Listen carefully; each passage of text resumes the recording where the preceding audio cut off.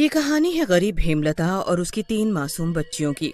हेमलता अपने 3 बेटियों के साथ एक छोटे से गांव में रहती थी। कुछ दिनों पहले ही हेमलता के पति की नदी में डूबने की वजह से मौत हो गई थी, जिसकी वजह से हेमलता के सिर पर दुखों का पहाड़ टूट पड़ा था। एक रोज हेमलता की बड़ी बेटी पूर्वा अपनी माँ हेमलता से कहती है, माँ बहुत भूख लगी है, पिताजी के बाद से हमें पेट भर खाना तक नसीब नहीं हुआ। पूर्वा ऐसा बोल ही रही थी कि तभी दरवाजे पर खटखटाने की आवाज आती है। हेमलता दरवाजा खोलती है। लाला के हाथ में खाने पीने का काफी सामान होता है। वो पूर्वा को सामान पकड़ाता है और बोलता है, अरे मेरी प्यारी प्यारी बच्चियों, ये देखो मैं तुम सबके लिए खाना और फल लाया हूँ। तुम सब पेट भरकर खाना। अरे हेमलता, आखिर कब तक ऐसे अपनी बेटियों को भूखा रखोगी? अरे मैं तो कहता हूँ कि तुम मेरे साथ मेरे घर चलो, तुम्हें मैं रानी बनाकर रखूंगा और तुम्हारी तीनों बेटियों को पिता की कमी नहीं होने दूंगा। हेमलता गुस्से से बोलती है, लाला जरा अपनी उम्र का तो ख्याल क्या होता, और मेरे पति को मरे हुए कुछ दिन नहीं बीते कि तुम मुझ गरीब पर बुरी नजर डालने लगे।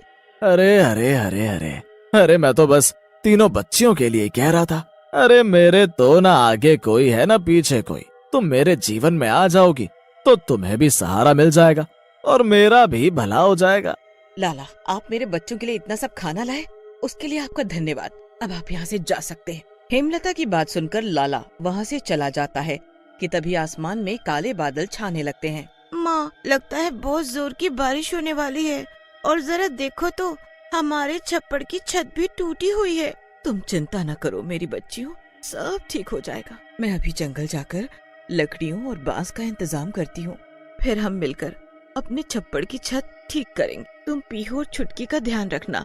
मैं जंगल से लकड़ियाँ लेकर जल्द ही घर आ जाऊंगी। ऐसा बोलकर हेमलता जंगल से लकड़ियाँ काटने चली जाती है कि तभी आसमान में जोर से बिजली कड़कने लगती है। हे भगवान, लगता है बारिश होने वाली है। तभी लाला भी हेमलता का पीछा करता हुआ जंगल में आ जाता है और हेमलता को अकेले पाकर उससे बोलता है, अरे अरे अरे मेरी हेमलता रानी, तुम काहे को इतने घने जंगल में लकड़ियां काटने आ गई?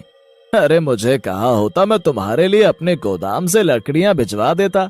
लाला हंसते हुए हेमलता के करीब जाता है। अरे मेरी रानी, एक बार मेरे करीब तो आओ, तुम्हें अपने घर की पटरानी बना दूंगा और तेरी 3 बेटियों का अपनी बेटियों की तरह ही ख्याल रखूंगा। अरे इतना भी क्या शर्माना, जरा मेरे करीब तो आओ मेरी रानी। शर्म करो लाला, ये सब कहते हुए तुम्हारे मुंह में छाले क्यों नहीं पड़ गए? अरे एक तो मैं पहले से ही बहुत दुखी हूँ, ऊपर से तुम हाथ धोकर मेरे पीछे पड़ गए हो। दूर हटो मुझसे, और अच्छा होगा तुम यहाँ से चले जाओ। लाला हेमलता के करीब जाता है और बोलता है। लाला को अपने करीब आते देख हेमलता बहुत डर जाती है, और जैसे ही वो भागने लगती है कि हेमलता का पैर फिसल जाता है और वो जमीन पर पड़ी कुल्हाड़ी पर गिर जाती है, जिसकी वजह से हेमलता का काफी खून बह जाता है और वो तुरंत ही अपना दम तोड़ देती है। तभी जोर से बारिश होने लगती है। लाला हेमलता के पास जाता है और उसे उठाने की कोशिश करता है। हे भगवान, ये क्या हो गया? अरे अरे अरे अरे ये बेचारी हेमलता तो परलोक से धार गई रे। इससे पहले कि कोई मुझे देख ले और ये समझे कि इसे मैंने मारा है, मुझे यहाँ से भाग लेना चाहिए। ऐसा बोलकर लाला वहाँ से चला जाता है। मरने के बाद हेमलता एक डरावनी चुड़ैल बन जाती है। हे भगवान, ये मेरे साथ क्या अनर्थ हो गया? अब मेरी 3 बच्चियों का क्या होगा? वो घर पर मेरी राह देख रही होंगी। एक तो ये तेज बारिश, हे भगवान, मेरे छप्पड़ में तो पानी भर गया होगा। मुझे जल्द से जल्द अपनी बच्चियों के पास जाना होगा। हेमलता चुड़ैल के रूप में अपने घर अपनी बच्चियों के पास पहुँचती है। तभी उसकी तीनों बच्चियाँ अपने सामने चुड़ैल को देखकर काफी डर जाती हैं। चुड़ैल, चुड़ैल, कोई हमें बचाओ! पूर्वा रोते हुए जोर जोर से चिल्लाने लगती है। माँ, माँ, हमें बचाओ माँ, हमें इस चुड़ैल से बचाओ माँ, माँ। छुटकी और पीहू भी चुड़ैल को देखकर जोर जोर से रोने लगती हैं। मेरी बच्चियों, तुम रो नहीं। अरे मैं चुड़ैल ही तुम्हारी माँ हूँ। एक हादसे में मौत हो गई, जिसकी वजह से मैं चुड़ैल बन गई। पर तुम तीनों घबराओ नहीं, मैं तुम्हें कुछ नहीं होने दूंगी, कुछ नहीं होने।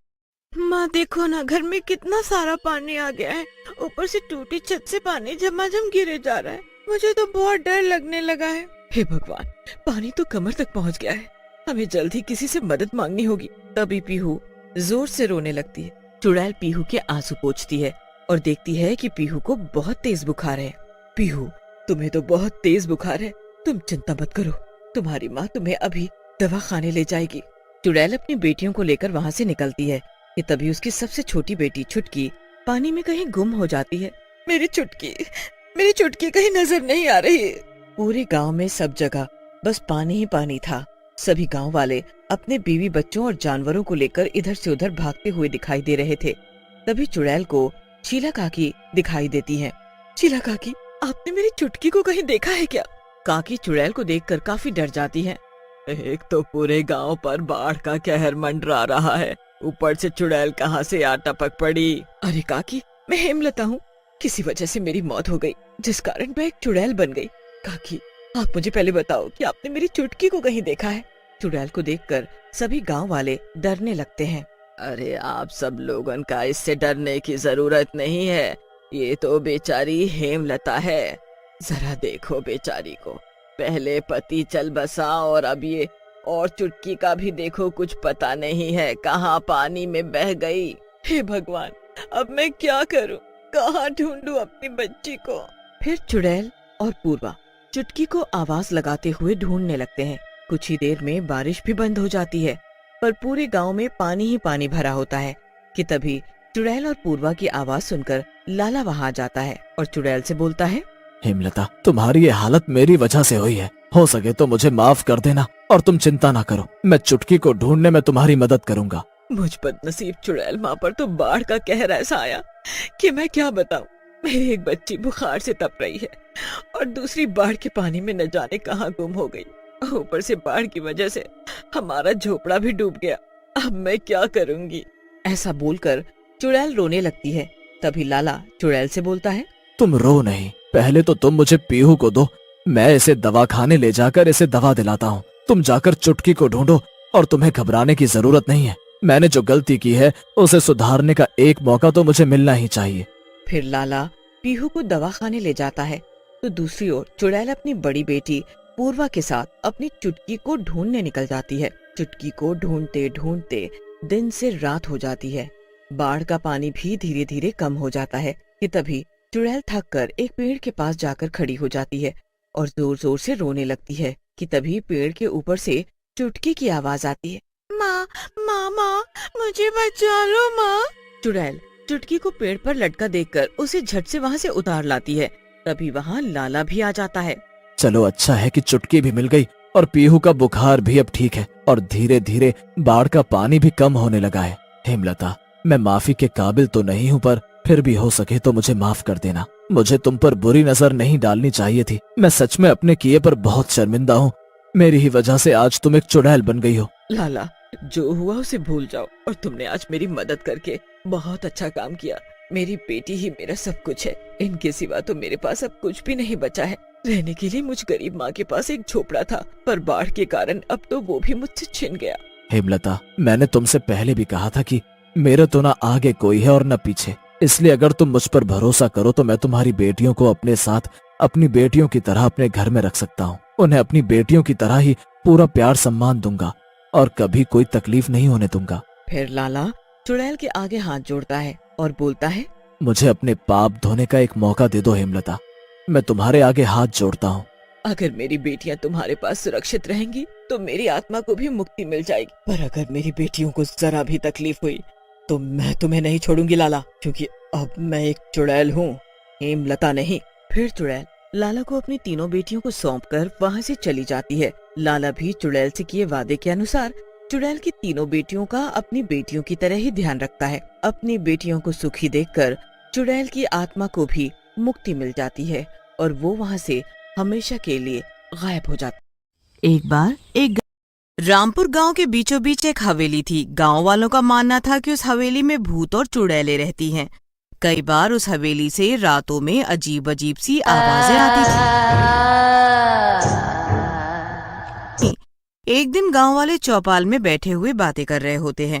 अरे गांव वालों, कल रात को मैंने उस मनहूस हवेली से रोने की आवाजें सुनी।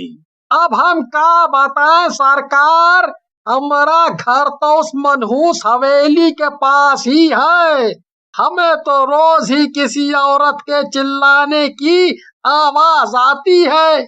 सही कहा तो भैया, हम तो कुछ दिन पहले एक बकरी को उड़ते हुए उस हवेली में जाते देखा हूँ। लगता है उस हवेली में कौनो भूत का साया है। अरे चेचा, वहाँ कौनो भूत चुड़ैल नहीं, बल्कि कोई राक्षस रहा है।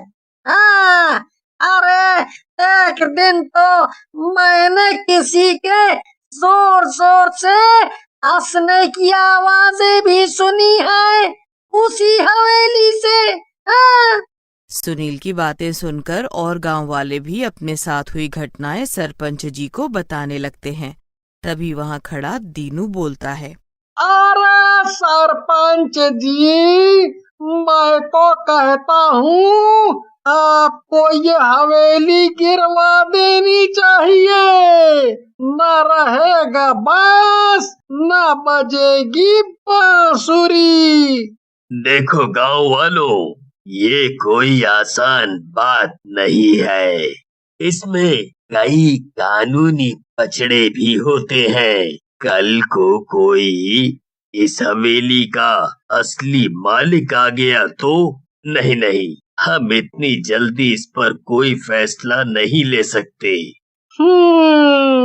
बात तो सही है सरपंच जी की, लेकिन मैं तो कहता हूँ इस हवेली के चारों तरफ दीवार ही बना देते हैं, जिससे इसके अंदर से ना कोई आ पाएगा और ना कोई जा पाएगा। कल्लू की बात सुनकर सरपंच जी को गुस्सा आ जाता है और वो बोलते हैं, कैसी बातें कर रहे हो कल्लू? हवेली के चारों तरफ दीवार? लगता है तुम सब लोगों का दिमाग खराब हो गया है, या तो तुम लोग डर गए हो। थोड़ा सब्र करो, मैं कोई ना कोई रास्ता जरूर निकालूंगा। ऐसा कहकर सरपंच जी वहां से चले जाते हैं। एक दिन रमेश नाम का एक गांव वाला हवेली के पास से जा रहा होता है। तभी उस हवेली के पास एक खूबसूरत लड़की को वो देखता है। वो उस लड़की के पास जाता है और बोलता है, अरे तुम कौन हो और इस हवेली के पास क्या कर रही हो? तुम्हें पता है ना ये भूतिया हवेली है, चलो यहाँ से जाओ। रमेश की बात सुनकर वो सुंदर लड़की हंसने लगती है और बोलती है, मेरा नाम रूपा है और मैं इस हवेली की मालकिन हूँ। मैंने तो इस हवेली में कोई भूत नहीं देखा। लड़की की बात सुनकर रमेश घबरा जाता है और बोलता है, हाँ, हवेली की मालकिन, लेकिन इस हवेली के किसी भी मालिक को किसी ने नहीं देखा। लगता है मजाक के लिए मैं ही मिला हूँ तुम्हें। भला मैं तुमसे मजाक क्यों करूंगी? मैं सच कह रही हूँ।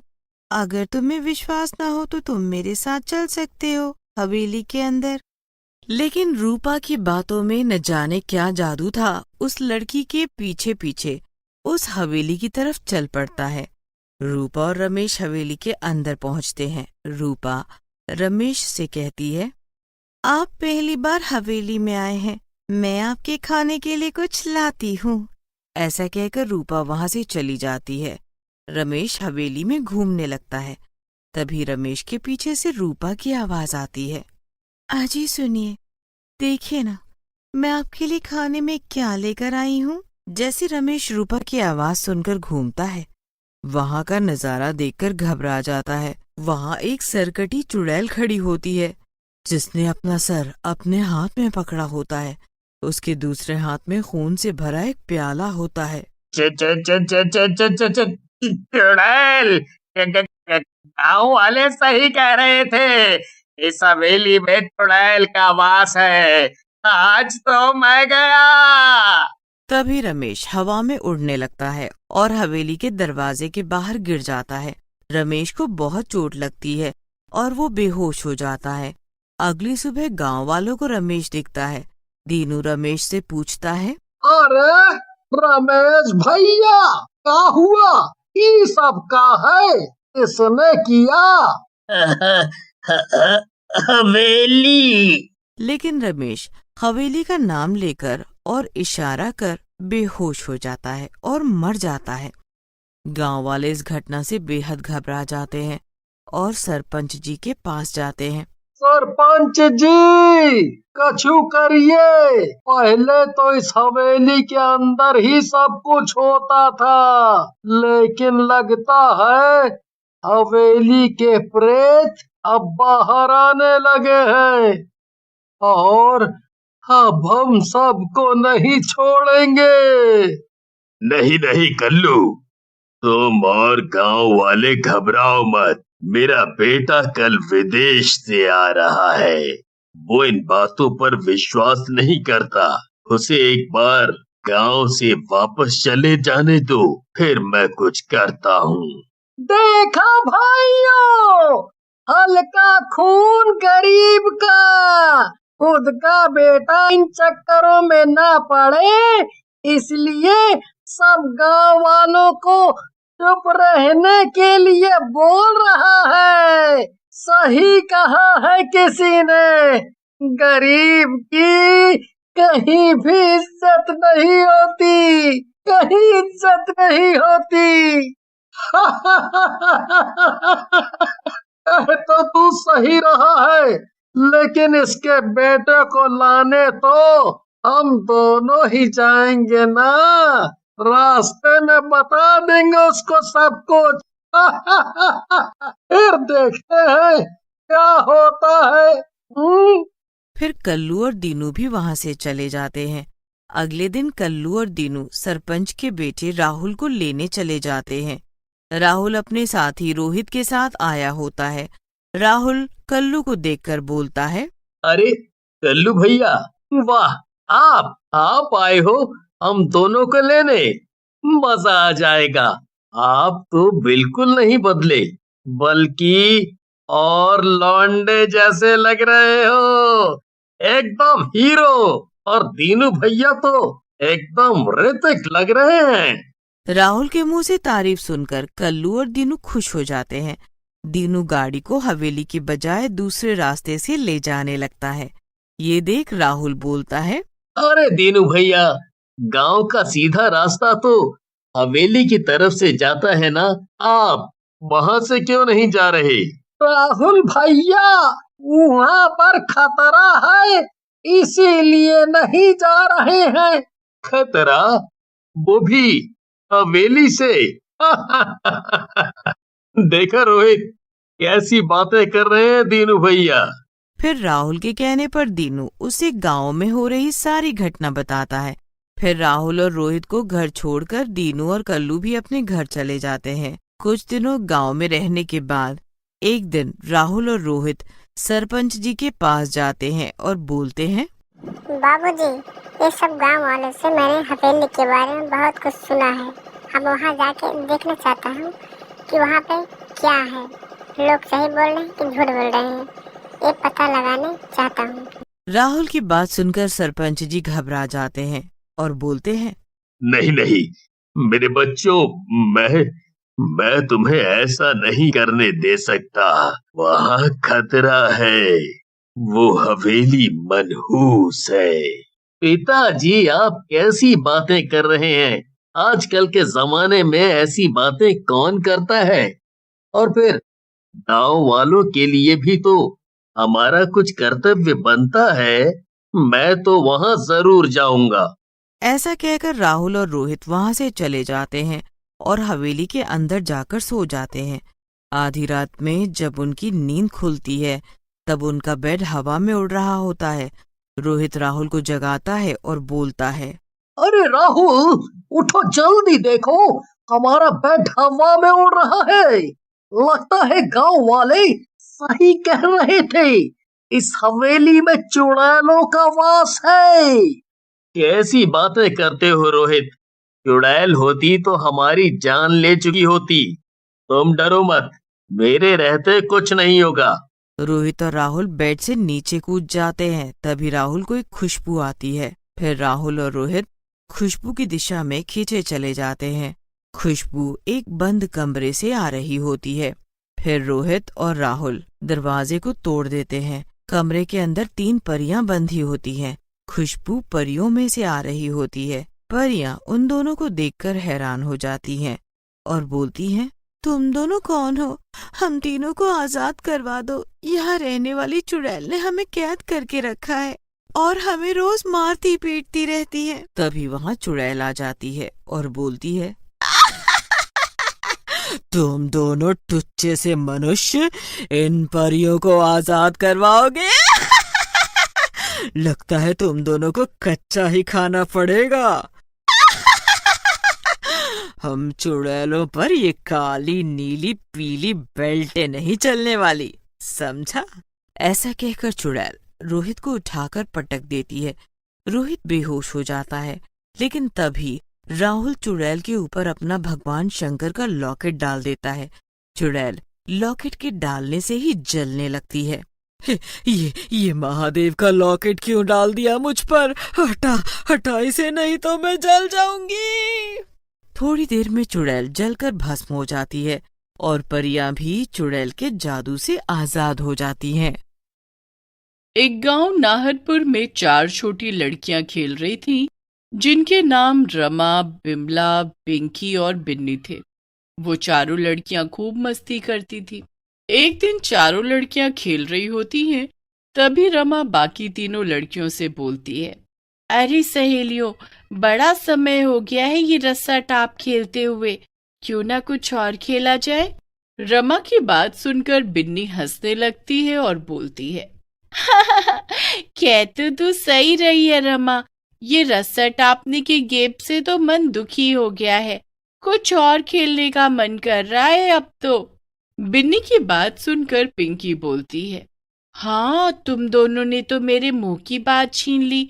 मैं कहती हूँ क्यों न छुपन छुपाई खेला जाए, काफी समय हो गया है। फिर चारों सहेलियां मिलकर छुपन छुपाई का गेम खेलने लगती हैं। बिमला छुपने के लिए एक जंगल के अंदर चली जाती है। यहाँ छुप जाती हूँ, बिन्नी और बाकी दोनों मुझे यहाँ कभी नहीं ढूंढ पाएंगी। तभी बिमला को एक साइकिल दिखती है और वो साइकिल उठा लेती है और अपनी तीनों सहेलियों के पास जाने लगती है। वाह, कितनी नई और सुंदर साइकिल है। रमा और बाकी दोनों भी ये साइकिल देखकर खुश हो जाएंगी। फिर बिमला साइकिल लेकर अपनी तीनों सहेलियों के पास पहुंचती है। तीनों लड़कियां साइकिल देखकर खुश हो जाती हैं। पिंकी बोलती है, अरे वाह बिमला, कितनी मस्त साइकिल है, तुझे कहाँ से मिली ये? मजा आ गया इसे देखकर। फिर बिमला उन तीनों से साइकिल के बारे में बताती है। बिमला की बात सुनकर बिन्नी बोलती है, अरे बहनों, साइकिल तो अच्छी है, लेकिन अगर हमारे घर वालों को इसके बारे में पता चला तो वो लोग इसे वापस जंगल में रख देंगे। मैं तो कहती हूँ हम तीनों रोज इस साइकिल से खेलकर रात में इसे छिपा देंगे। बिन्नी की बात तीनों सहेलियों को जच जाती है और वो इस बात के लिए मान जाती है। फिर तीनों मिलकर उस साइकिल के साथ खेलने लगती हैं। चारों खेलने में इतना मगन हो जाती हैं कि उन्हें घर जाने की याद ही नहीं रहती और उन चारों की माएं उन्हें ढूंढने लगती हैं। बिन्नी की माँ बिमला की माँ से कहती है, बहन, ये चारों ना पूरी चांडाल चौकड़ी हैं, बिल्कुल भी नहीं सुनती। अब बताओ, इतनी रात हो गई और चारों आवारा सांड की तरह घूम रही हैं। सही कह रही हो बहन, बिल्कुल भी नहीं सुनती हैं, लेकिन क्या करूं, मेरी वाली का तो बाप बचा लेता है जब भी मैं डांटने लगती हूँ। तभी उनकी माओ को वो चारों लड़कियां आती हुई दिखाई पड़ती हैं। पिंकी की माँ गुस्से में बोलती है, कहाँ थी तुम चारों? हाँ, इतनी देर हो गई, तुम्हें पता नहीं है कि बाहर का माहौल कितना खराब है? फिर चारों की माएं उन्हें डांटते हुए घर ले जाती हैं। अगले दिन चारों सहेलियां फिर उसी साइकिल के साथ खेलने लगती हैं। ऐसे ही कई दिन बीत जाते हैं। एक शाम वो चारों लड़कियां साइकिल के साथ खेल रही होती हैं। तभी वहां एक तेज रफ्तार ट्रक आता है और उन चारों लड़कियों को कुचल देता है। ट्रक के अंदर बैठा क्लीनर ड्राइवर से बोलता है, अरे उस्ताद जी, ये क्या किया आपने? आपने 4 लड़कियों के ऊपर गाड़ी चढ़ा दी है। गाड़ी रोको और उन्हें देखो।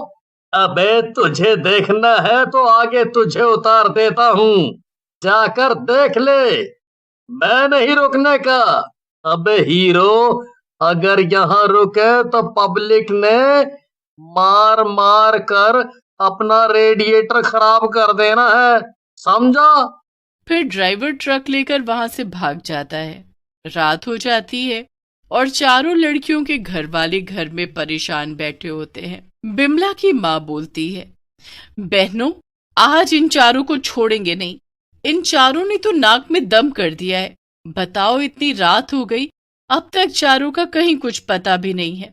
सही कह रही हो बहन, आज चारों की खूब खातिरदारी करेंगे ताकि आगे से ये चारों ऐसी हरकत ना करें। उन दोनों की बातें सुनकर पिंकी की माँ कहती है, अरे बहन, खातिरदारी तो तब करेंगे, पहले वो मिले तो सही। चलो पहले मिलकर उन्हें ढूंढते हैं। फिर चारों माएं अपनी बच्चियों को ढूंढने लगती हैं, इस बात से अनजान कि अब उनकी प्यारी बेटियां कभी वापस नहीं आने वाली हैं। उधर ट्रक से एक्सीडेंट के बाद चारों लड़कियां चुड़ैल बन जाती हैं। अरे मर गई रे, ये सब क्या हो गया? मैं तो चुड़ैल बन गई हूँ। माँ को पता चलेगा तो वो मुझे बहुत मारेगी। पिंकी की बात सुनकर बिमला रोते हुए बोलती है, अरे पिंकी मेरी बहन, मारेगी तो तब न जब उसे हम दिखेंगे। चुड़ैल किसी को नहीं दिखती सिवाय अपने दुश्मनों के। ये क्या हो गया? मेरे पिताजी तो जीते जी मर जाएंगे। वो तो मेरे बिना रोटी तक नहीं खाते। चारों चुड़ैलें आपस में बात, तभी वहां उन चारों चुड़ैलों की माएं आ जाती हैं और जैसा कि बिमला कह रही होती है, उनमें से कोई भी उन चारों चुड़ैलों को नहीं देख पाता। बच्चों के शव देखकर रोने लगती हैं। हाय रे मेरी बच्ची, कौन मारकर चला गया इसे? मेरी फूल सी बच्ची का देखो क्या हाल हो गया। सही कह रही है बहन, क्या हाल हो गया हमारी फूल सी बच्चियों का। ना जाने कौन मार गया इन्हें। अब हम किसको डांटेंगे, किससे प्यार करेंगे? फिर गांव वाले और चारों के माता पिता उन चारों के शवों का अंतिम संस्कार कर देते हैं। चारों बच्चियां अपने माता पिता को रोते हुए देखती रहती हैं। रमा ये देखकर बोलती है, उस ट्रक वाले की वजह से हम चारों के माता पिता की आंखों में आंसू आए हैं। हम चारों को इसका बदला लेना होगा।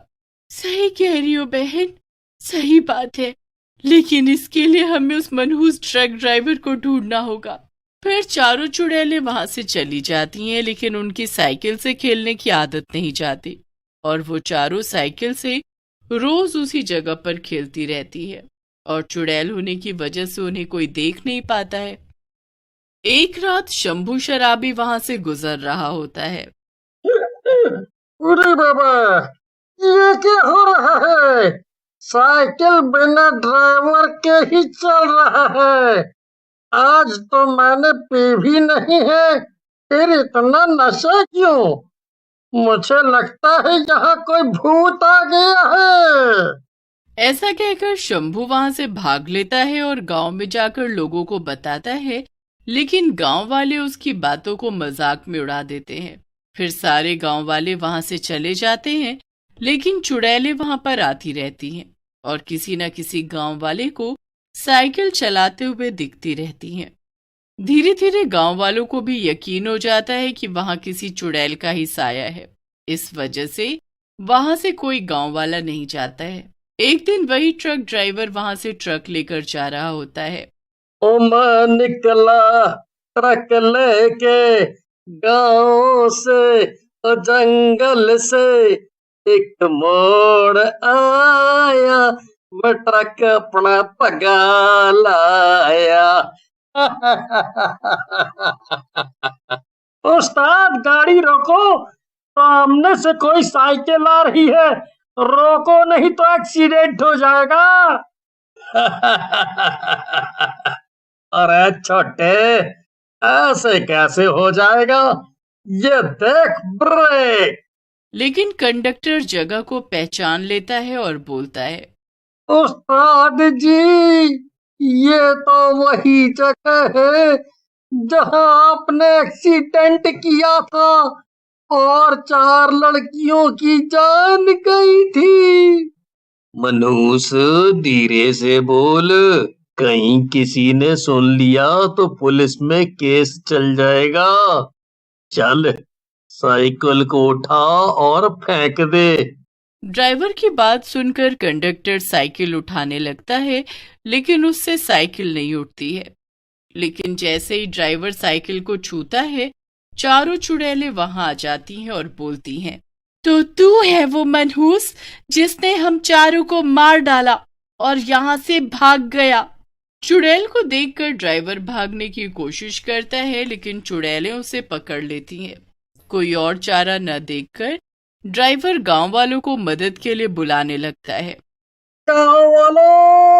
गांव वालों मेरी मदद करो, मुझे बचाओ। ये चारों मेरी जान ले लेंगी, मुझे बचा लो। ड्राइवर की आवाजें सुनकर गांव वाले वहां मदद के लिए पहुंच जाते हैं, लेकिन चुड़ैलों को देखकर घबरा जाते हैं। दीनू बोलता है, अरे, इस ट्रक वाले को तो चुड़ैलों ने पकड़ा है, क्या हुआ? तभी वहां उन चारों चुड़ैलों की माएँ भी आ जाती हैं। अपनी माँ को देखकर चुड़ैलें अपने असली रूप में आ जाती हैं और बोलती हैं, माँ, इस दुष्ट ने ही हमारी जान ली थी। इसी ने हम पर ट्रक चलाया था और भाग गया था। आज हम चारों इसकी जान लेकर अपना बदला पूरा कर लेंगी।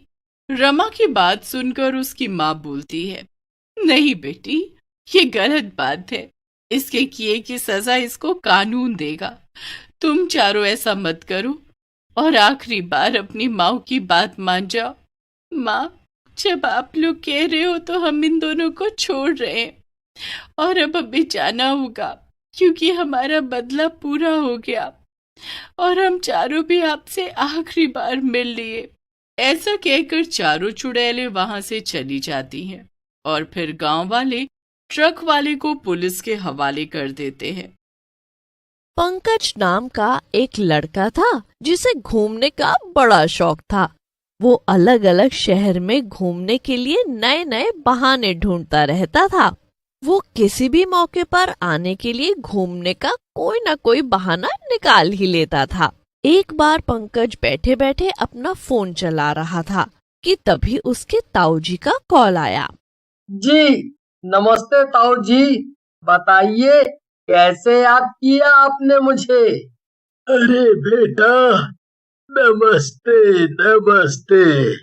दरअसल मुझे तुमसे कुछ काम था। वो तुम्हारे शहर में कुछ खास मिठाइयाँ और मठरियाँ मिलती है ना? दरअसल मेरी सोसाइटी में एक बहुत बड़ा फंक्शन है, तो इसीलिए मुझे मिठाइयों का ऑर्डर देना है, लेकिन मुझे यहाँ किसी भी हलवाई की मिठाई नहीं पसंद। इसीलिए तुम जरा एक काम करो, कल मुझे अपने शहर के सबसे अच्छे मिठाई की दुकान वाले से बात करवा देना। मैं उससे सैंपल मंगवा लूंगा और फिर अगर बात बन गई तो उसे ही ऑर्डर दे दूंगा। क्या? अरे ताऊ जी, आप मुझे अपना नहीं मानते हैं क्या? अरे, दुकान वाले से सैंपल क्यों लेंगे? मैं हूं ना, मैं खुद शहर की सबसे शानदार मिठाइयाँ लेकर कल आपके पास आ जाऊंगा। पंकज को तो घूमने का एक बहाना मिल रहा था, इसलिए उसने अपने ताऊजी की किसी भी बात पर ध्यान नहीं दिया। अरे, आप इस सब की फिक्र मत करिए ताऊ जी, मैं आकर आपसे मिलता हूँ। इतना कहकर पंकज फोन काट देता है और खुद से कहता है, वाह, ये हुई ना बात। मैंने सुना है ताऊ जी जिस जगह पर रहते हैं वो तो बहुत ही खूबसूरत है और वहां मैं कभी ठीक से घूमा भी नहीं हूँ। ये अच्छा मौका है उनका शहर घूमने का। लेकिन जरा देखूं तो कि वहां जाते कैसे हैं। पंकज देखता है तो उसे पता चलता है कि कोई भी ट्रेन या बस सीधा उसके ताऊजी के शहर तक नहीं जाती थी। अब क्या करूं? मुझे तो यहाँ कैसे भी जाना ही है। एक काम करता हूँ, मैं इस जगह के आसपास जो सबसे नजदीक का स्टेशन हो वहां तक की टिकट करा लेता हूँ। उसके बाद मैं वहां किसी लोकल से पता कर लूंगा कि आगे कैसे जाना है। पंकज अपने मजबूत इरादे लेकर अगले ही हफ्ते जाने के लिए निकल पड़ता है। उसने सबसे करीब स्टेशन की टिकट करा ली थी और वो आराम से अपनी सीट पे जाकर बैठ गया था। पंकज अपने आप से बातें करके खुश हो रहा था, लेकिन उसे नहीं पता था कि आगे जो होने वाला था उससे उसकी जिंदगी पूरी तरह बदल जाएगी। थोड़ी देर बाद पंकज की ट्रेन अचानक से रुक जाती है। पंकज पास में ही खड़े टीटी से पूछता है, क्या हुआ सर? ये ट्रेन यहाँ क्यों रुकी है? अरे भाई साहब, आगे पटरी उतर गया है, कुछ काम चल रहा है, यहाँ पे ट्रेन को रुकना पड़ेगा। क्या? कितनी देर रुकेगी ट्रेन?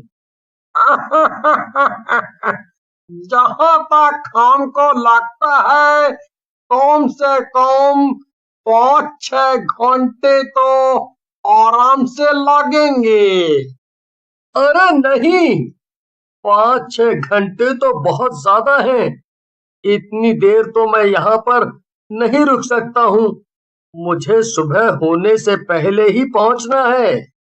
ओ, अगर ऐसा बात है तो आप एक काम करिए, आप यहाँ से उतर जाइए और थोड़ा दूर तक पैदल पैदल जाइए।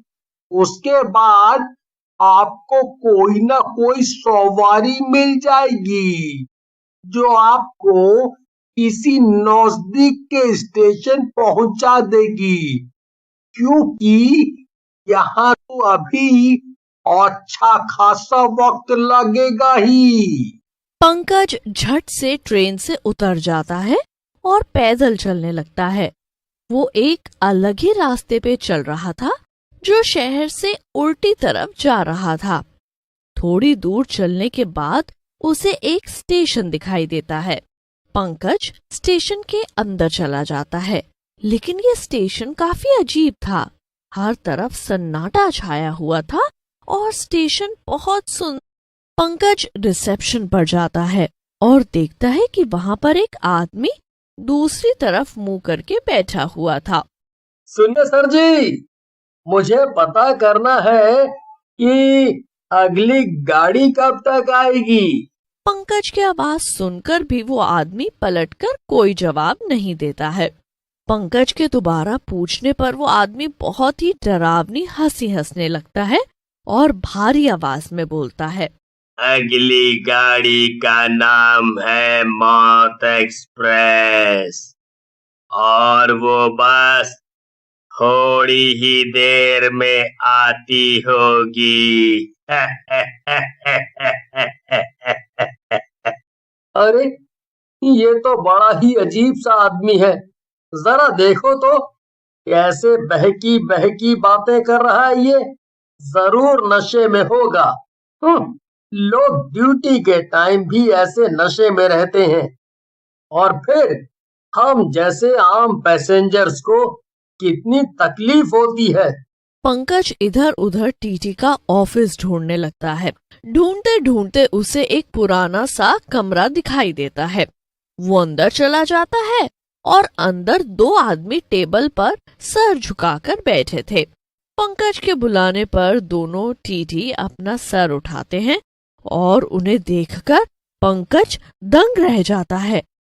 वो दोनों टीटी भी भूतिया थे और पंकज को देखकर जोर जोर से हंसने लगते हैं। पंकज भूतों को देखकर बहुत डर जाता है और भागते हुए सीधा बाहर पहुंचता है। सामने उसे एक दुकान नजर आती है। वो हांफते हांफते दुकान पर जाकर खड़ा होता है और कहता है, अरे भैया, जरा एक बोतल पानी देना। ना जाने मेरे साथ आज क्या क्या हो रहा है। जी जरूर। वो आदमी पंकज को एक बोतल देता है, लेकिन उसमें पानी की जगह खून भरा हुआ था। पंकज देखता है कि वो आदमी भी भूत था। पंकज वहां से भी भागने लगता है और आखिर में थककर प्लेटफॉर्म के फर्श पर ही बैठ जाता है। पंकज खुद से बातें कर ही रहा था, तभी उसे ट्रेन का हॉर्न सुनाई देता है। पंकज भागता हुआ प्लेटफॉर्म के पास जाता है और ट्रेन देखकर बहुत खुश हो जाता है, लेकिन ट्रेन उस स्टेशन पर रुकती ही नहीं है। पंकज चीखता चिल्लाता रहता है, लेकिन ट्रेन नहीं रुकती। ऐसा लग रहा था मानो ट्रेन के अंदर बैठे किसी भी इंसान को पंकज नजर ही नहीं आ रहा था। देखते ही देखते ट्रेन स्टेशन से चली जाती है। पंकज फिर से मायूस होकर वहीं खड़ा रह जाता है। पंकज उदास होकर वहीं प्लेटफॉर्म पर बैठ जाता है। तभी उसके पास एक छोटा बच्चा आता है। उसके हाथ में चाय बेचने का सामान था। असल में वो बच्चा भी भूतिया ही था, लेकिन वो पंकज को डराता नहीं है। हाँ, मैं भी भूत हूँ, लेकिन मैं आपको कोई भी नुकसान नहीं पहुंचाऊंगा।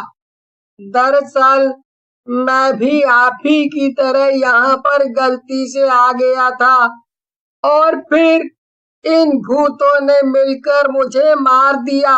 अब मैं आपकी तकलीफ समझ सकता हूँ। तो क्या मैं यहाँ से बचकर जा सकता हूँ? नहीं, ये भूत आपको सीधे रास्ते से कभी बाहर नहीं जाने देंगे, लेकिन एक रास्ता है। आप अगली ट्रेन पकड़कर यहाँ से बच के भाग सकते हैं। जो भी ट्रेन यहाँ से गुजरती है उसे आप तो क्या, ये पूरा का पूरा स्टेशन ही नजर नहीं आता है। इसीलिए कोई भी ट्रेन यहाँ रुकती नहीं है। तो फिर मैं क्या करूं? कैसे खुद को बचाऊं? अभी आप जिस भूतिया टीटी के कमरे में गए थे ना, उसी के बगल में एक और कमरा है। वहाँ पर इस स्टेशन का बोर्ड रखा हुआ है। यहाँ कोई श्राप है जिसकी वजह से स्टेशन किसी को नजर नहीं आता है। अगर आप जाकर वो बोर्ड ले आएंगे और उसे यहाँ लगा देंगे, तो अगली ट्रेन आने पर सबको ये स्टेशन नजर आएगा। तभी आप मदद मांग सकते हैं। इतना कहकर वो बच्चा वहां से चला जाता है और पंकज फौरन भागता हुआ जाता है बोर्ड ढूंढने, और उसे बोर्ड मिल भी जाता है। बोर्ड पे स्टेशन का नाम लिखा हुआ था। वो बोर्ड को उठाकर वापस प्लेटफॉर्म पर आता है और तभी अगली ट्रेन की आने की आवाज सुनाई देती है। पंकज बोर्ड पकड़कर खड़ा था और तभी ट्रेन स्टेशन पर आकर रुक गई। लेकिन पंकज बिना किसी भूत के हाथ आए ट्रेन पर चढ़ जाता है और ट्रेन चल पड़ती है। ट्रेन जब स्टेशन छोड़ रही थी तब पंकज को वो छोटा भूतिया बच्चा नजर आता है। पंकज हाथ हिलाकर उसे अलविदा कहता है और वापस अपने घर लौट आता है। गांव में रीमा नाम की एक लड़की रहती थी। रीमा बहुत ही गरीब थी। दिवाली का समय आने वाला था, इसलिए रीमा परेशान थी कि वो अपनी माँ सपना को दिवाली पर क्या उपहार दे। इसी उधेड़बुन में वो अपने घर के बाहर बैठी थी। उसी समय उसकी सहेली काजल वहां आती है। अरे रीमा, क्या हुआ? ऐसे क्यों परेशान बैठी है? क्या सोच रही है? काजल की बात सुनकर रीमा कहती है, बहन, दिवाली आने वाली है और मैं माँ को कुछ उपहार देना चाह रही हूँ, लेकिन समझ में नहीं आता क्या दूँ। फिर मेरे पास पैसे भी तो कम हैं। रीमा की बात सुनकर काजल कहती है, तो तू एक काम करना, कोई अच्छी सी साड़ी खरीद कर आंटी जी को दे दे, उन्हें अच्छा लगेगा। वैसे भी बेचारी को मैंने हमेशा पुरानी साड़ी में ही देखा है। काजल की बात रीमा को ठीक लगती है और वो शाम को ही एक साड़ी की दुकान पर जाती है। दुकान का मालिक शेर सिंह सीमा को साड़ी दिखाने लगता है। बहन जी, ये साड़ी देखो, ऐसी साड़ी माधुरी भी पहनती है। अगर आप ये साड़ी पहनोगी तो बिल्कुल माधुरी जैसी ही लगोगी। दुकान का मालिक शेर सिंह रीमा को साड़ी दिखाने लगता है, लेकिन रीमा को कोई भी साड़ी समझ नहीं आती। ये देखकर शेर सिंह एक साड़ी निकालता है और बोलता है, कोई बात नहीं मैडम, अब ये देखो, ये वाली साड़ी, ये साड़ी रवीना ने एक फिल्म में पहनी थी। इससे अच्छी साड़ी पूरे शहर में नहीं मिलेगी और एक ही पीस है, वो भी सिर्फ मेरे पास है, वो भी सिर्फ 10,000 रुपए में। रीमा को साड़ी अच्छी तो लगती है, लेकिन कम पैसे होने के कारण वो लेने से मना कर देती है। ये देखकर शेर सिंह बोलता है, अरे कैसे कैसे भिखारी आ जाते हैं दुकान में। अरे जब पैसे नहीं है तो इतनी बड़ी दुकान में आना जरूरी है क्या? शेर सिंह की बात सुनकर रीमा को गुस्सा आ जाता है और वो बोलती है, तुम कैसे बदतमीजी से बात कर रहे हो? तुम ही तो दिखाए जा रहे थे साड़ियाँ, कभी माधुरी बोलकर, कभी रवीना बोलकर। शेर सिंह को रीमा की बात पर गुस्सा आ जाता है और वो रीमा को थप्पड़ मार देता है। रीमा बहुत जोर से कांच की मेज पर गिरती है और गले पे शीशा लगने की वजह से उसकी वहीं मौत हो जाती है। ये देखकर शेर सिंह घबरा जाता है और अपने नौकर रवि को बुलाकर बोलता है, अरे रवि, ये लड़की तो मेरे थप्पड़ से बेहोश हो गई। जल्दी से इसे होश मिला, नहीं तो पुलिस हमारा पीछा नहीं छोड़ेगी। शेर सिंह की बात सुनकर रवि रीमा के पास जाता है और उसकी जांच करने के बाद बोलता है, अरे साहब, ये लड़की तो मर गई है।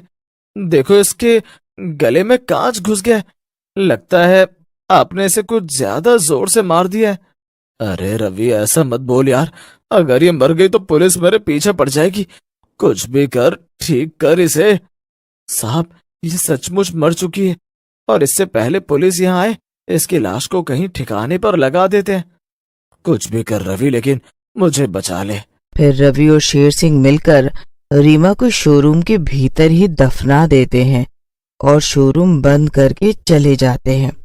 रीमा मरने के बाद एक चुड़ैल बन जाती है और बोलती है, इस दुष्ट शेर सिंह ने मुझे मार डाला, मैं इसे नहीं छोड़ूंगी और अपनी माँ को बढ़िया साड़ी भी दूंगी। इसके बाद चुड़ैल शेर सिंह की दिखाई हुई साड़ियों में से एक साड़ी उठाती है और अपनी माँ सपना की अलमारी में रख देती है। सपना रात में अलमारी खोलती है और साड़ी देखती है तो हैरान हो जाती है। अरे, इतनी सुंदर साड़ी! लगता है ये रीमा हिलाई होगी, लेकिन वो कहीं दिखाई क्यों नहीं दे रही है? लगता है कहीं गई है। उसका इंतजार करती हूँ, फिर उसके साथ ही खाना खाऊंगी। सपना रीमा का इंतजार करने लगती है और काफी देर इंतजार करने के बाद भी जब रीमा नहीं आती तो वो काजल के पास जाती है और बोलती है, काजल बेटी, रीमा काफी देर से घर नहीं आई है, तुमने उसे देखा है क्या? मेरा तो डर के मारे दिल ही बैठा जा रहा है। अरे आंटी, आप चिंता मत करो, रीमा कहीं काम से ही गई होगी, आ जाएगी। ऐसा करती हूँ, मैं आपके साथ चलती हूँ। फिर काजल और सपना रीमा का घर पर इंतजार करने लगते हैं और इंतजार करते करते सुबह हो जाती है। काजल बेटी, सुबह से शाम हो गई, पता नहीं रीमा कहाँ चली गई है, हमें पुलिस के पास जाना चाहिए। फिर काजल और सपना पुलिस के पास जाते हैं और पुलिस को सारी बात बताते हैं, जिसे सुनकर पुलिस वाला बोलता है, अरे सपना जी, आपकी बेटी जवान है, चली गई होगी कहीं, आ जाएगी। आप इतना परेशान क्यों हो रही हैं? चलो आप यहाँ से फूटो और हमें अपना काम करने दो। ऐसा कहकर पुलिस वाला सपना और काजल को पुलिस स्टेशन से भेज देता है। उधर रात होते ही चुड़ैल फिर से शेर सिंह की दुकान से एक साड़ी निकालती है और सपना की अलमारी में रख देती है। ये रोज रोज मेरी अलमारी में साड़ी कौन रख देता है? कुछ समझ में नहीं आ रहा ये क्या हो रहा है। अगले दिन शेर सिंह दुकान में जाता है और अपनी दोनों साड़ियां वहां ना पाकर रवि से कहता है, अरे रवि, वो दोनों महंगी साड़ियां कहाँ गई? कोई चोर आया था क्या यहाँ? अरे साहब, मुझे क्या पता, मैं तो आपके साथ ही घर जाता हूँ, लगता है कोई चोर आता है रात में यहाँ। उसके बाद चुड़ैल शेर सिंह की दुकान से एक साड़ी निकालती है और गरीबों में बांट देती है। शेर सिंह रोज रोज की चोरियों से परेशान हो जाता है। एक दिन सपना शेर सिंह की दुकान के सामने से ही उसकी साड़ी पहनकर जा रही होती है। अरे साड़ी चोर पकड़ा गया रवि, वो देख अपनी दुकान की साड़ी पहनकर जा रही है, हो ना हो यही चुरा रही है साड़ियों को। जा, ऐसे पकड़ कर तो ला। शेर सिंह के कहने पर रवि सपना को पकड़ लेता है और शेर सिंह के सामने ले जाता है। शेर सिंह सपना से कहता है, तो तू है चोर जो मेरी दुकान से साड़ियां चुरा रही है? चल चल, सारी चुराई हुई साड़ियां वापस कर दे, नहीं तो तुझे पुलिस के हवाले कर दूंगा। अरे कैसी बातें कर रहे हो सेठ जी, मैं भला चोरी क्यों करूंगी? अरे मैंने कोई चोरी नहीं की है, ये साड़ी तो मेरी बेटी लाई है मेरे लिए, और ऐसे आपको मुझे चोर बोलने का कोई हक नहीं है। तेरी बेटी लाई है? तो एक काम कर, अपनी बेटी को बुला, मैं देखना चाहता हूँ कि उसने ये साड़ी कहाँ से खरीदी है। पता भी है कितने की साड़ी है? तूने जिंदगी में देखे भी नहीं होंगे उतने पैसे, चोर कहीं की। मेरी बेटी लापता है, वो साड़ी मेरी अलमारी में रखकर कहीं चली गई है, वो आएगी तो मैं जरूर ले आऊंगी। अभी मैं जा रही हूँ, मैं वैसे ही परेशान हूँ बहुत, मुझे जाने दो, हटो मेरे रास्ते से। एक तो चोरी, ऊपर से सीना चोरी। ये साड़ी अभी वापस कर और बता बाकी की साड़ियां कहाँ हैं, नहीं तो तेरे टुकड़े टुकड़े कर देंगे, समझी? ऐसा कहकर रवि सपना को जोर से धक्का देता है। सपना दूर जाकर गिरती है और रोने लगती है। मैं सही कह रही हूँ, मुझे नहीं पता ये साड़ी कहाँ से आई। हम गरीब जरूर हैं लेकिन चोर नहीं है, मैं सच कह रही हूँ, मुझे जाने दो। फिर रवि और शेर सिंह सारी इंसानियत भूलकर सपना को डंडे से मारने लगते हैं। थोड़ी ही देर में सपना अधमरी हो जाती है। रवि शेर सिंह से बोलता है, साहब मैं तो कहता हूँ इसे भी उस लड़की की तरह मारकर यहीं दफना देते हैं, बड़ी आई थी माँ के लिए साड़ी खरीदने। सही कह रहा रवि तू, ये भिखारी तो वैसे भी मरने के लिए ही है। चल मार दे से भी, माँ बेटी का मिलन करवाई देते हैं। सपना बेहोशी की हालत में सब सुन रही होती है। शेर सिंह की बात सुनकर न जाने उसमें कहाँ से हिम्मत आ जाती है। वो उठकर बोलती है, दुष्टों, तुमने जरूर मेरी बेटी को मारा है, मैं तुम दोनों की करतूत पुलिस को बताऊंगी। ऐसा कहकर रवि सपना को पकड़ लेता है और शेर सिंह उसे मारने के लिए आगे बढ़ने लगता है। तभी चुड़ैल वहां आ जाती है और बोलती है, आज तुम दोनों ने तो शैतान को भी फेल कर दिया है, एक बेचारी औरत को मारने जा रहे हो, मैं तुम दोनों के टुकड़े टुकड़े कर दूंगी। तुमने मेरी माँ को मारने की हिम्मत कैसे की? बस अब बहुत हो गया। चुड़ैल को सामने देखकर रवि और शेर सिंह दोनों घबरा जाते हैं और बोलते हैं, तुम्हारी माँ, लेकिन तुम कौन हो? शेर सिंह की बात सुनकर चुड़ैल को और भी ज्यादा गुस्सा आ जाता है और वो बोलती है, दुष्टों, जिस औरत को तुम मारने जा रहे हो वो मेरी माँ है। मैं तुम दोनों को जिंदा नहीं छोड़ूंगी और मैं इनकी बेटी जिसे तुमने मार कर दफना दिया था, हाँ मैं वही हूँ जिसे तुमने मार दिया था। और मैं उसी दिन अपनी माँ के लिए साड़ी लेने आई थी। मेरी ही लाश को इसी दुकान के नीचे दफना दिया था। मैं तुम्हारी मौत रीमा। ऐसा कहकर चुड़ैल शेर सिंह और रवि दोनों को गर्दन से पकड़कर उठा लेती है। शेर सिंह और रवि दोनों मर जाते हैं। सपना उठती है और चुड़ैल को देखकर बोलती है, मेरी बेटी रीमा, ये सब क्या हो गया? चुड़ैल सपना के पास जाती है और बोलती है, माँ तुम रो मत माँ, जो हो गया सो हो गया, वो वापस नहीं आ पाएगा। बस मेरी लाश का अंतिम संस्कार कर दो ताकि मैं इस दुनिया से आजाद हो जाऊं। ऐसा कहकर चुड़ैल वहां से चली जाती है। फिर उसकी माँ रीमा का अंतिम संस्कार कर देती है और पुलिस को सब बता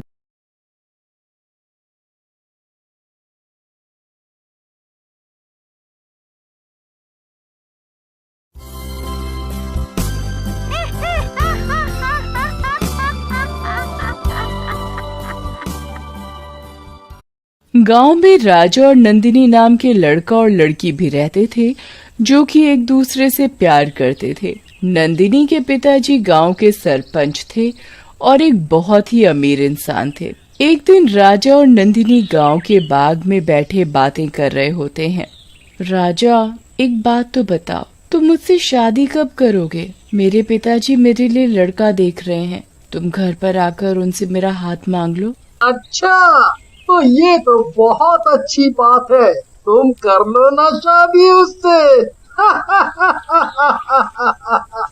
वैसे भी तुम्हारे पिताजी कोई अपने जैसा ही मालदार आदमी ढूंढेंगे तुम्हारे लिए।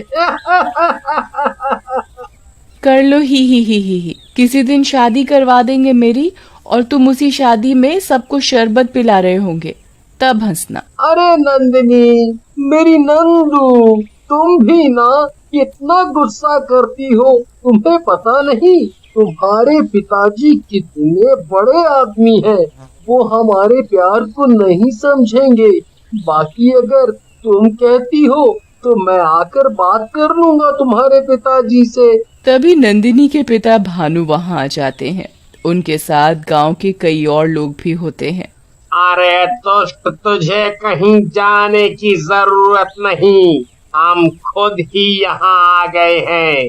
तेरी इतनी जरूरत हो गई कि तू मेरी बेटी से प्यार का ढोंग करे। नहीं सरपंच जी, आप गलत समझ रहे हैं। मैं सचमुच आपकी बेटी से प्यार करता हूँ और उससे शादी करना चाहता हूँ। देखो भाइयों, जेब में पैसा नहीं, बदन पर ढंग का कपड़ा नहीं, और चले हैं प्यार करने।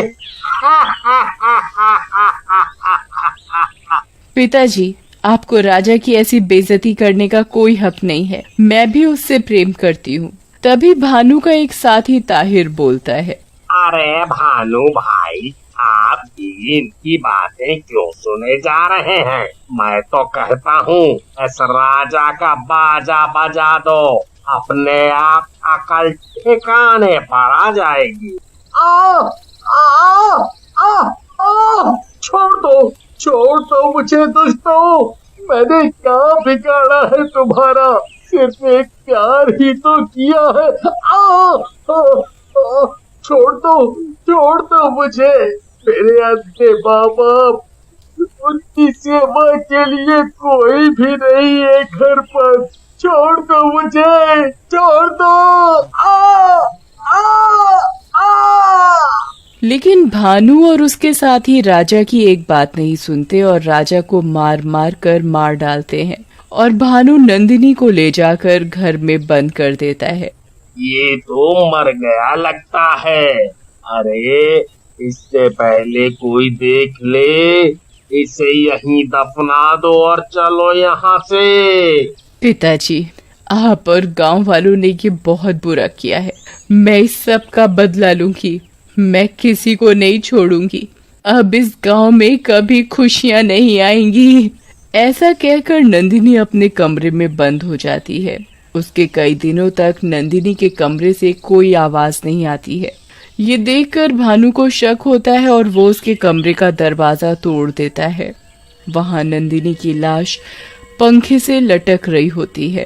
अरे ये क्या हुआ? ये नंदिनी ने क्या कर लिया? उसके बाद भानु अपनी बेइज्जती के डर से नंदिनी की लाश को घर के पीछे एक पेड़ के नीचे दफना देता है। उसके बाद समय बीतता जाता है। एक दिन गांव वाले भानु के पास आते हैं। अरे सरपंच जी, कुछ करिए, इतना समय हो गया, बारिश ही नहीं हो रही। ऐसा ही रहा तो हम सब लोग भूखे ही मर जाएंगे।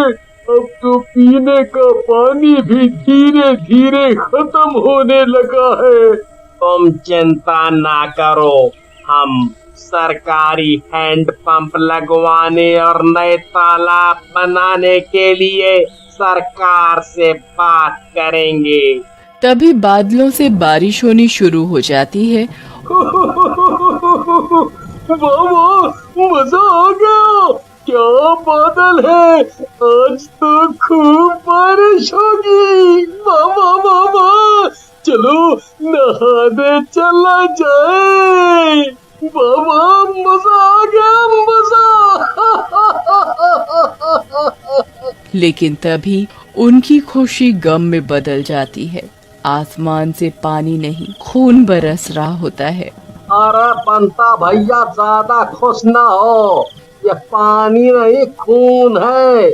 आसमान से खून की बारिश हो रही है, खून की बारिश। अरे गांव वालों, भागो रे भागो, अपने घरों की तरफ भागो। ये पानी नहीं, ये तो खून की बारिश है। भागो रे भागो। फिर गांव वाले अपने घरों में आकर छुप जाते हैं। पूरी रात खून की बारिश होती रहती है। अगले दिन सुबह जब गांव वाले अपने घरों से बाहर निकलते हैं, चारों तरफ खून ही खून फैला होता है। सारा का सारा गांव लाल हो गया होता है। ये सब देख गांव वाले एक जगह इकट्ठा होते हैं। अरे भैया, ये सब क्या हो रहा है? ये खून की बारिश कहाँ से हो रही है? ऐसे तो हम सब लोगों की फसल खराब हो जाएगी और हम खाएंगे क्या? खून? सही कह रहे हो उत्पन्न भैया, लगता है हमें भी अब चुड़ैलों की तरह खून पीकर ही गुजारा करना होगा। फिर कुछ देर रहने के बाद और कोई रास्ता न सूझने के बाद गांव वाले अपने घरों को लौट जाते हैं। लेकिन पुत्तन और बंता वहीं रह जाते हैं। तभी पुत्तन बंता से बोलता है, ओ बंता, तू अभी बोल रहा था कि चुड़ैलों की तरह खून पीना पड़ेगा। कहीं ये चुड़ैलों का ही तो कोई काम नहीं है। वाह वाह पुत्तन भैया, वाह, तुम्हारे दिमाग का जवाब नहीं है। तुम बिल्कुल सही पकड़े हो। हम तो कब से यही सोच रहे थे, लेकिन बोलने की हिम्मत नहीं हो रही थी। अबे अब ज्यादा तारीफों के पुल मत बांधो और अब जल्दी से कोई बढ़िया तांत्रिक ढूंढो जिससे इस समस्या का सही पता चल पाए। उसके बाद पुत्तन और बंता एक तांत्रिक के पास जाते हैं। तांत्रिक उनकी बात सुनकर बैठ जाते हैं और ध्यान लगा लेते हैं। अरे बड़े अजीब तांत्रिक हैं ये, समस्या सुनकर सो गए। लगता है ये कोई बाबा नहीं है। चलो चलते हैं, नींद आ रही है इनको। तभी तांत्रिक अपनी आंखें खोलते हैं और बोलते हैं, ये तो होना ही था। ये तो कुदरत का कानून है जो तुम लोगों के ऊपर बरस रहा है।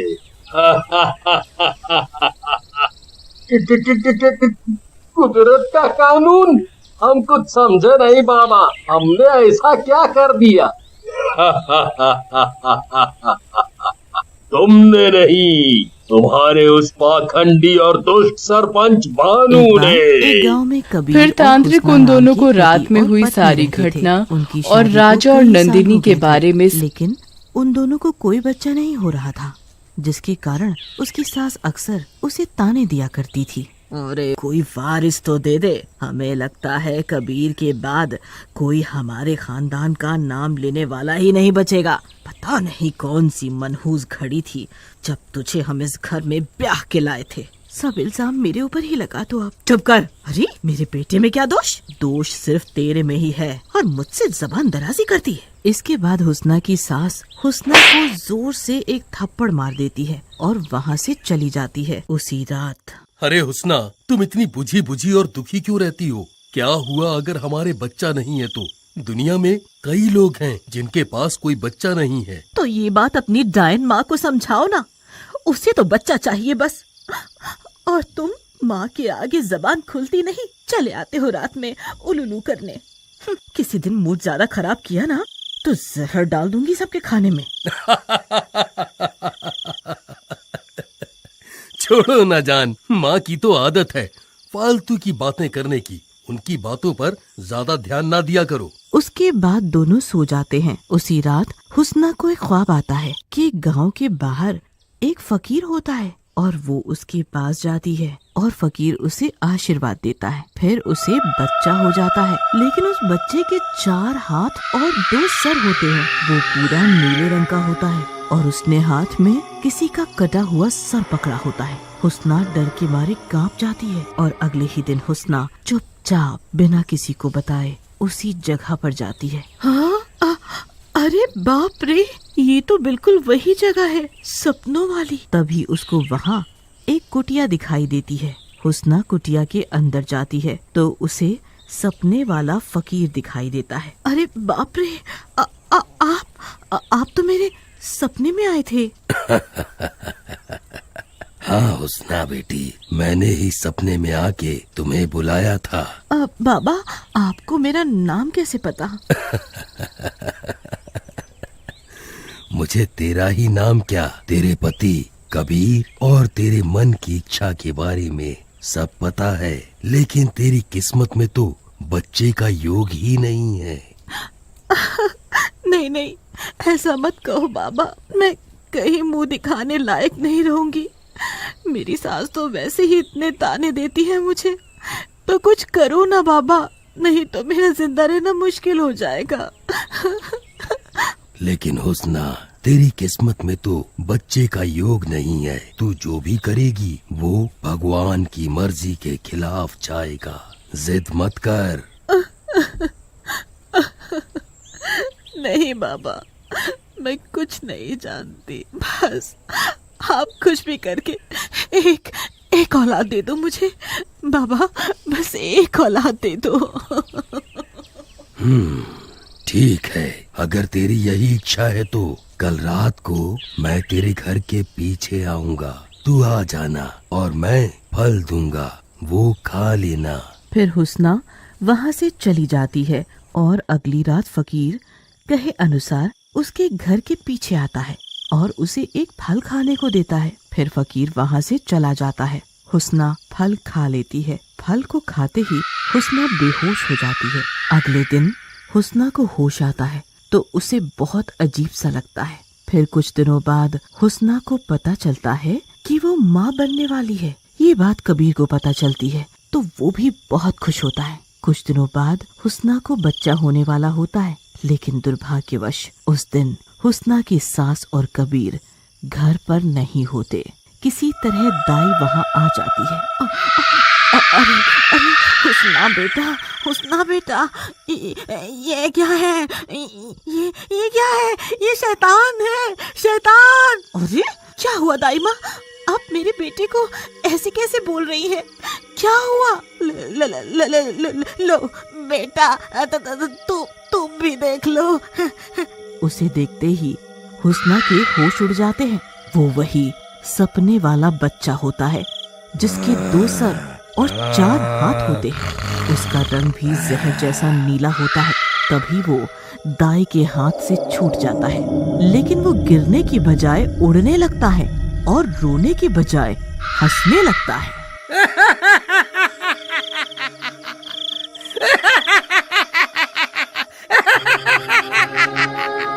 ये सब देखकर दाई बहुत डर जाती है और वहाँ से भागने की कोशिश करती है, लेकिन वो शैतानी बच्चा उसके आगे आ जाता है। मुझे जाने दो, देखो तुम्हारा क्या बिगाड़ा है मैंने, मुझे जाने दो। तुझे जाने दूं, फिर मेरी भूख का क्या होगा? बहुत दिनों बाद खाने को मिला है मुझे। लेकिन वो शैतान दाई की एक बात नहीं सुनता और उसे गिराकर उसके ऊपर चिपक कर उसका खून पीने लगता है और दाई को मार डालता है। हुस्ना ये सब देख के डर जाती है, लेकिन बच्चे को खो देने के लालच में वो किसी से कुछ नहीं बताती और दाई की लाश को दूर जंगल में फेंक। कुछ दिनों तक कुछ भी नहीं होता। फिर हुस्ना की सांस आती है और बच्चा बिस्तर पर लेटा होता है। वो बच्चे को देखती है। अरे बाप रे बाप, ये कैसा बच्चा है, कैसा बच्चा है ये तो पूरा शैतान का रूप है। इसे फेंक के आजा घर के बाहर। हुस्ना, जा जा फेंक दे इसे। माँ, ये क्या बोल रही है आप? ये जैसा भी है मेरा बच्चा है, कोई शैतान वैतान नहीं है। ये मेरे साथ ही रहेगा। तुम ही तो वारिस चिल्ला रही थी ना, अब वारिस आया है तो इसे बाहर फेंकने के लिए कह रही हो। अरे तुझे वारिस पैदा करने को बोला था मैंने, शैतान नहीं। ये तो शैतान है, शैतान, इंसान नहीं। ये एक दिन हम सबको मार डालेगा। किसी के पता चलने से पहले इसे यहाँ से हटा दो। लेकिन हुस्ना अपनी सास की एक बात नहीं मानती। उसी रात हुस्ना जब सो रही होती है, हुस्ना की सास हुस्ना के कमरे में आती है और उस बच्चे को चुपचाप उठाकर जंगल की तरफ निकल जाती है। आज इस शैतान को अपने घर से उठाकर बाहर फेंक दूंगी, इससे पहले कि गांव वालों और रिश्तेदारों को कुछ पता चले। हुस्ना की सास बच्चे को फेंक देती है, लेकिन बच्चा गिरने की बजाय उड़ने लगता है और हुस्ना की सास की गर्दन को पकड़ लेता है। मुझे मारेगी बुढ़िया? बहुत दिनों बाद इंसानी शरीर मिला है, अब इस शरीर को मैं नहीं छोड़ूंगा। तू तो मरेगी बुढ़िया। उसके बाद तो बच्चा हुस्ना की सास की गर्दन उखाड़ लेता है और मार डालता है। उसके बाद वो उड़ता हुआ वारिस घर आ जाता है और दादी की गर्दन से खेलने लग जाता है। तब तक वहाँ कबीर भी आ जाता है। कबीर अपने माँ की गर्दन देखकर काफी घबरा जाता है और हुस्ना से पूछता है, हुस्ना, ये सब क्या है? ये शैतान बच्चा कौन है? इसने तो हमारी माँ को मार डाला है। हुस्ना रोते हुए सारी बात कबीर को बताती है। हुस्ना, ये तुमने क्या किया? पता है, ये कोई शैतान है जो हमारे घर में पैदा हो गया है। तुमने बच्चे के लालच में बहुत गड़बड़ कर दी।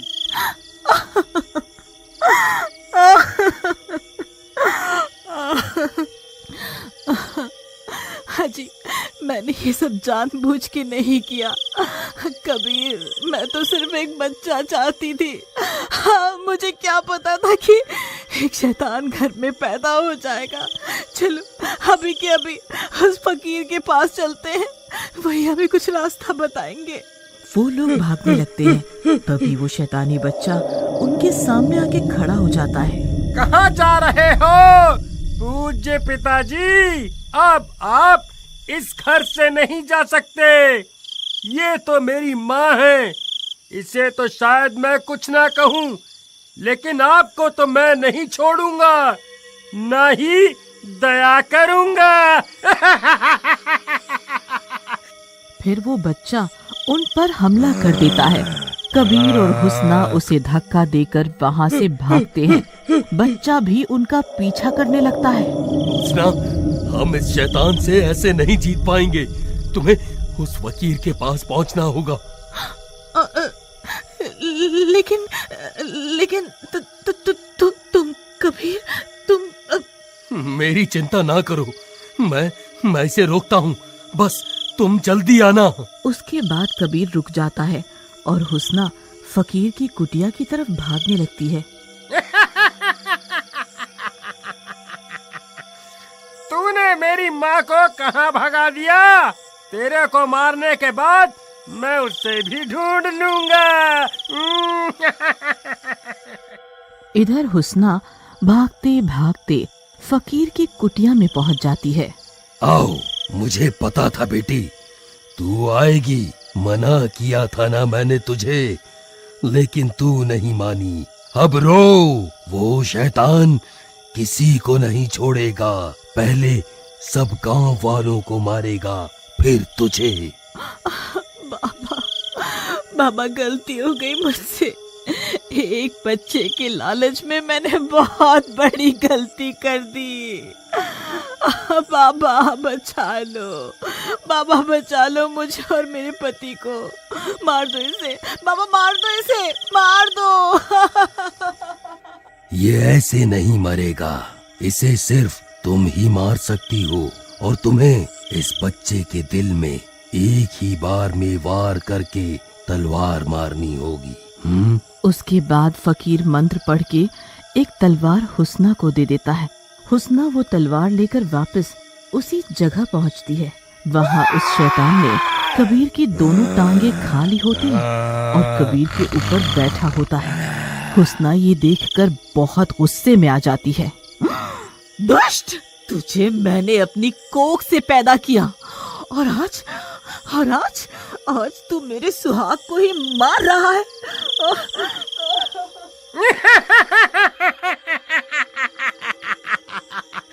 तू तो मेरी माँ है, मुझे कैसे मारेगी? लेकिन हुस्ना एक बार में ही तलवार उसके दिल में घोंप देती है। बेटा, मैं तेरी माँ थी, तभी तेरी गलत बात को भी मैंने छुपा लिया, लेकिन मेरे पति की जान तो मैं नहीं लेने दे सकती। ये ले। तलवार घोंपते ही वो बच्चा मर जाता है और हुस्ना कबीर को लेके अपने घर चली जाती।